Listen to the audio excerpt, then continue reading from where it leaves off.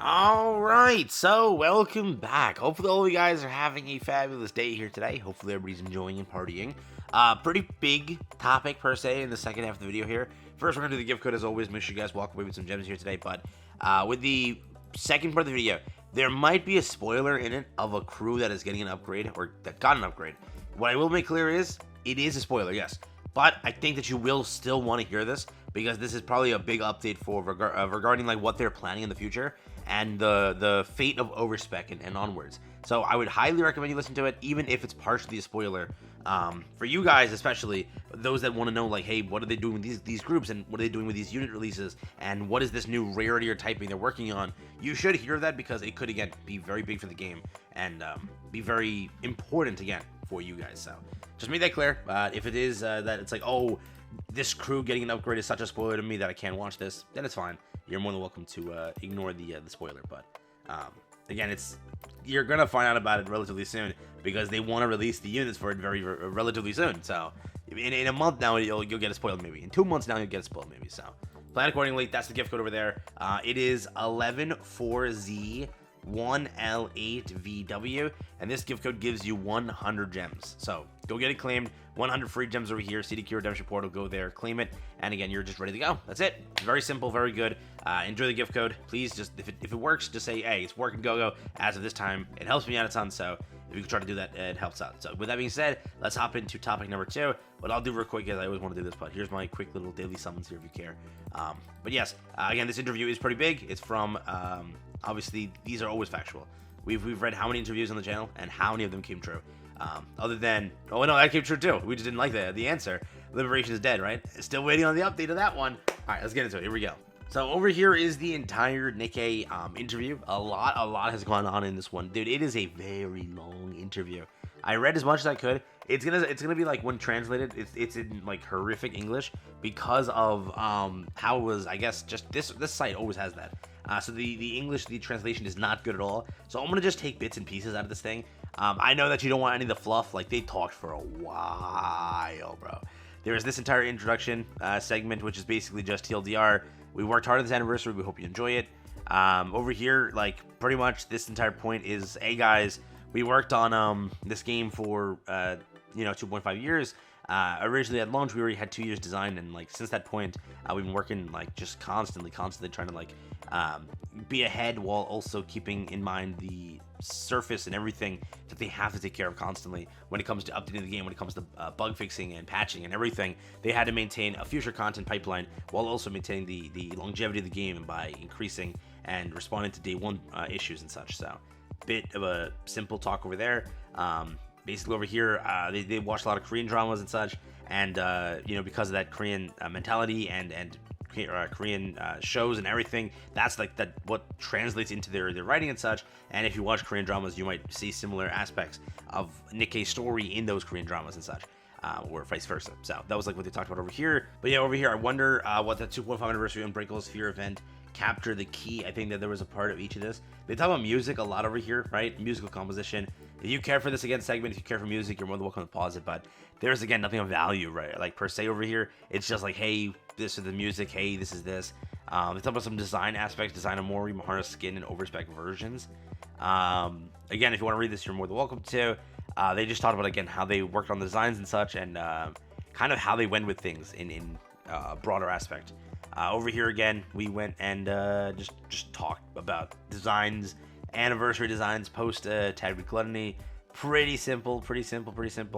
So we're gonna get into some good stuff over here. So personally, I think there's a little bit of difficulty with some new users and additional gimmick because there is too much HP. I think it's a tough feeling after Mother Whale. It's a misunderstanding. It can be easiest to see. Mother Whale feels like she was born wrong. I wasn't our original boss.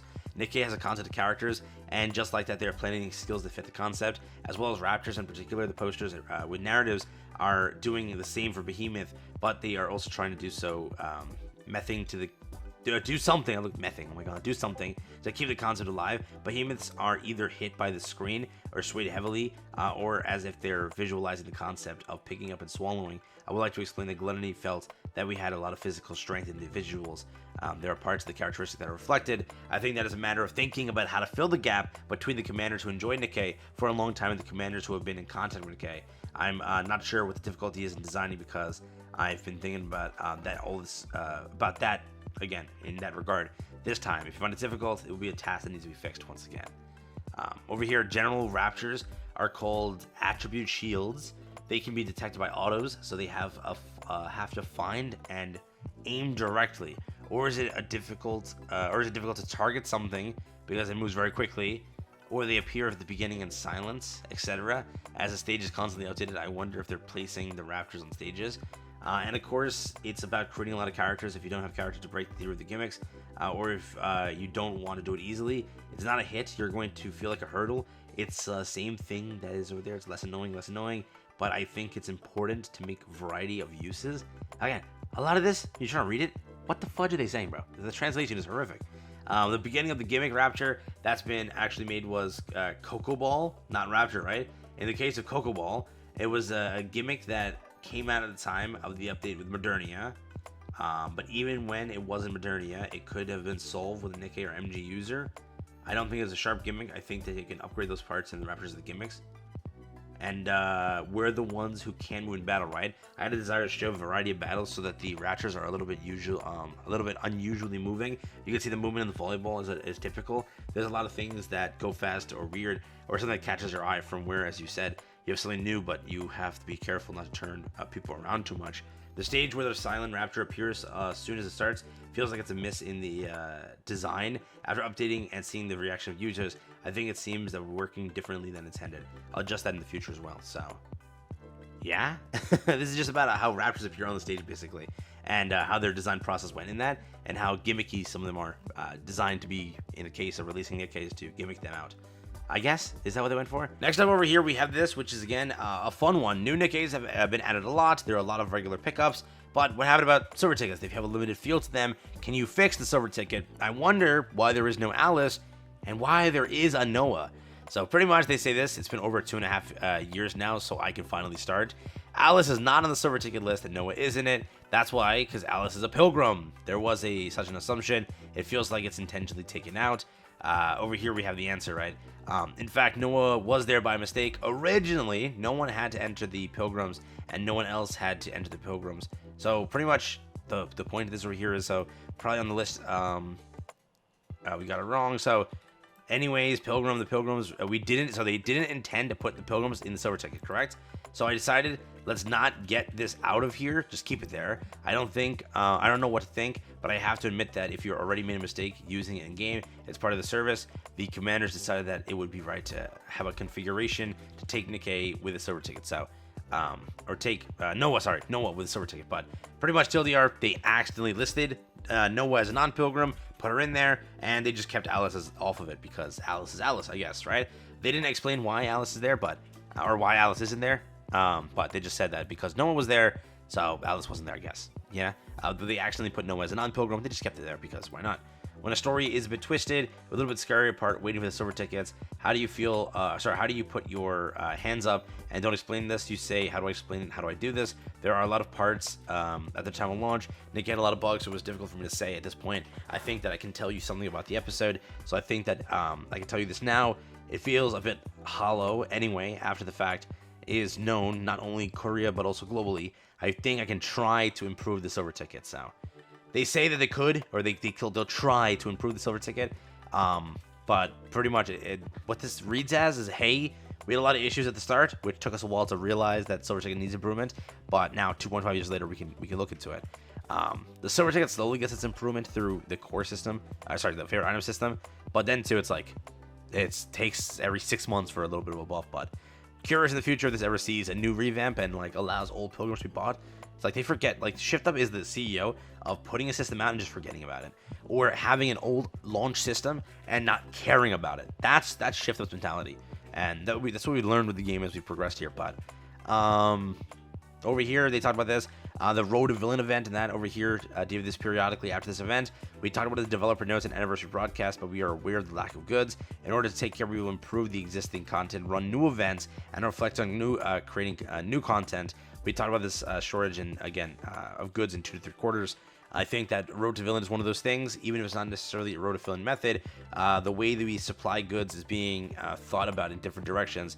You may think of it as being supply in many ways. So they didn't outright say that there is another sequel to Road to Villain, but with that being said, don't think there is then. If they're not going to say it like right out, like Shifted will say, oh, we plan more of these events, but they say that it's one of those things, but even if it's not that method, we will supply goods in the ways we need to. So curious if we get like a sequel to Road to Villains and such in a future anniversary and such, because it is a really good event, bro. There's no doubt about that. This event was also quite devastating, and I wonder how you prepared for the April Fool's event. Again, you're more than welcome to read this. There's I'm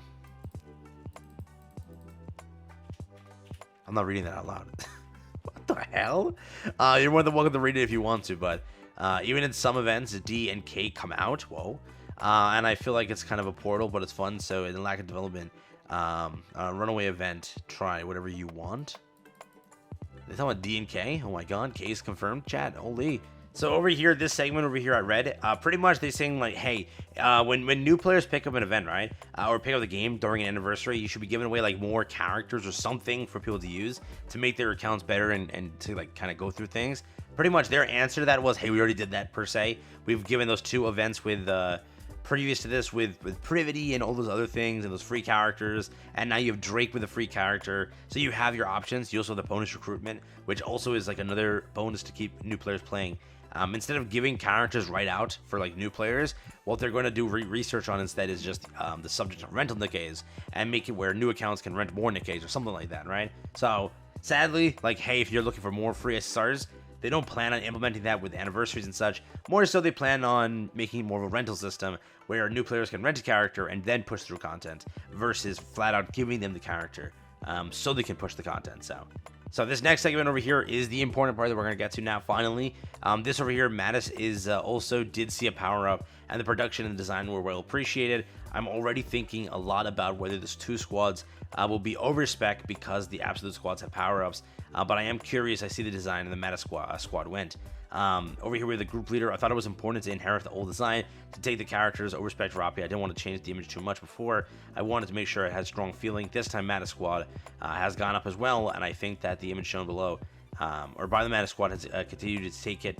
There's something a little more beautiful, but I don't always want to do this. I think that I'll be able to take it to the way of completely transforming the image later. This is one thing, but Mattis and Absolute are not overspec. Mattis and Absolute are not overspec, confirmed, for those wondering. It's just a power-up. To put it simply, the definition of overspec is different. It's not overspec that made the ARC pure technology. Based on the ARC technology, it's called overspecification of an unidentified over technology. So I think about Absolute and Meta Squad are not overspec. They are power-ups. I think that this is there are some that are disappointed, and people seem to be disappointed. And then over here they say, and then they just move on, correct? So where this leaves us with, and that's why this is kind of important here, is pretty much they're telling you that these are power-up characters, but they're not overspecs. Right now, we haven't really seen a power-up character end up releasing, so I'm curious on what typing that is considered. What are they considering these characters? Oh, it's just like the equivalent of a Nikke getting a limited run, right? Is that what it is? Like, oh, a limited character, or a Nikke getting like D Kill a Wife. That's a power-up. Is that what that is? Again, there's never been a Nikke classified as that previous to this, right? Where, oh, they're just a power-up. Like, oh, D Kill a Wife became that, version of her because of a power-up. No, she became that because of, her job, I guess. I don't know. Or the mission that she had in front of her. So I'm curious on if that is what that's considered. If this is a different type of banner releasing. If just to say it as it is, they're like, oh, we're going to release a more special type banner that's not a 1% banner. We'll keep it 2%, but we'll call it a power-up Nikke, and it has like a limited debut when you can't get it in the future. Or like they do something to, classify this differently. Because again, Shift them knows the game here. People just skip all the standard banners. So to make a standard banner more hyped, maybe they consider it something else. Maybe they do something else instead of that 1% idea, because the 1% idea is causing a bit of anger and such. But again, they are not overspec. They're something again different. They're just a power-up. So Is that Powerups still a 2% base character banner, simple banner? What is it? That's like the entire answer we don't have yet still. But they talk about designs over here. They talk about story over here, about Eden and such. Over here, it's just a motive of pilgrims and such. This is part 4, the way forward for Nikke. Over here, we had a pretty big confirmation as well. In addition, it seems that among other stats, defense is not really good. Pretty much what they say over here is that some of them, when they built them, maybe it's not as good as they want it to be. So they are talking about rebalancing work, starting with a few characters. Very curious on how this turns out here and what exactly gets rebalanced. Currently, for the Chinese version, they're rebalancing every single character so that when Chinese version launches, even with the rush of banners and Dorothy being the first banner and such, they're still going to be able to keep old characters really good. So maybe while they're rebalancing for China, they start to rebalance for us as well, to allow us to have some sort of meta characters from back then reappear and be kind of good again. Who knows? But they hope to produce a specific plan through developer notes soon. So that's kind of good to hear. In terms of increasing the use of ground content mentioned in the official broadcast, please explain the ground content in more detail. This is kind of good too. This time I lightly share the ground content official broadcast, but there's a reason for it. I think you'll understand. Oh, this is such content where when you can release the resources you play, I don't think that's worth giving an example. It's hard to explain in words and words. So when the ground content is ready, we will release the source one by one, and you can grasp the meaning of the content step by step. The direction of increasing the utilization of Nikke's, which were somewhat less utilized in a large framework, is going the same way. Over here, I wonder how the collab with Stellar Blade, which is currently being prepared, is going. In the case of the Stellar Blade collab, it will be an event to prepare inside of the Shift Up. But in a way, it will be an opportunity to see the Shift Up runway. Like the April Fool's Day, I think that we'll have an opportunity to organize and deliver a little more information differently from the existing collab. So I'd like to thank you for waiting for that at that moment. So there you go. That's actually kind of cool. So it'll be an opportunity to see the Shift Up runway like April Fool's Day. I think it will be an opportunity to organize and deliver a little more information differently from the existing collab. So I wonder exactly what they mean by this, but yeah, some extra info over here on Stellar Blade. Offline events are talked about, which again, most of you guys don't really care for that. Over here, skill cutscenes. Do you plan to provide Nikke profile pictures with various expressions in the lobby decorating compartment on the portrait? It's a funny idea, and those stories come from within. Until last year, it would look like a bold move. In any case, there is something that needs to be put in a hardware memory, so I think it will be difficult for more to focus on optimization. We also hear a lot of things about the Road to Villain event. Why don't you introduce this to me? He said, but I don't think it's a reward for us. Optimization issue is continuously improved. Yeah, I'm going to put on the to-do list like the Rapture and see if we can stabilize it.